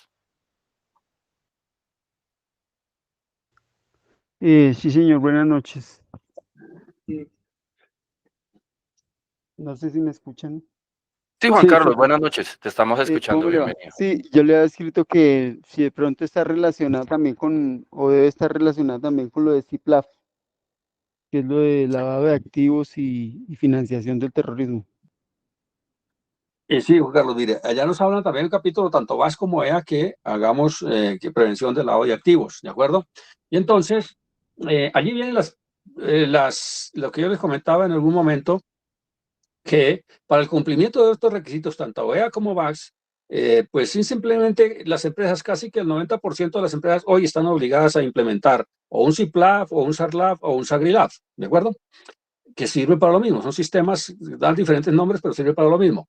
Y allí está explicado todo eso, cómo se hace la gestión de la prevención del lavado de activos. Y allí hay un asunto muy importante que hablan, que es de la debida diligencia, que es si atraerlo acá a este contexto, esa debida diligencia, serviría para la contratación del personal, de los proveedores, de los clientes, etcétera, para verificar y para saber entonces con quién estoy negociando o a quién estoy trayendo a mi organización. Y claro, simplemente es que la empresa que va a certificarse en OEA, simplemente traiga eso que ya tiene allí en el CIPLAB, SARLAB o SAGRILAB y lo aporte aquí a lo que requieren los requisitos de OEA y BAS. Sería eso, ¿no? La importancia de los oficiales, el oficial de cumplimiento. Sí, entonces ahora son oficiales de cumplimiento integrales, ¿no? Porque es que si no, oficial de cumplimiento para prevención del lavado, oficial de cumplimiento para el programa de transparencia y ética empresarial, oficial de cumplimiento para OEA, oficial de cumplimiento para BAS, para ISO, no sé qué, imagínense toda esa cantidad de oficiales de cumplimiento. Entonces, hoy se hace de forma en oficiales de cumplimiento integrales. Yo por ahí dicto un curso, por ahí que ustedes lo han visto, por ahí que hablo de eso, dicto cursos de eso también. Pero bueno, sí, sería interesante más bien un oficial de cumplimiento integral, ojalá que cumpla con esas funciones.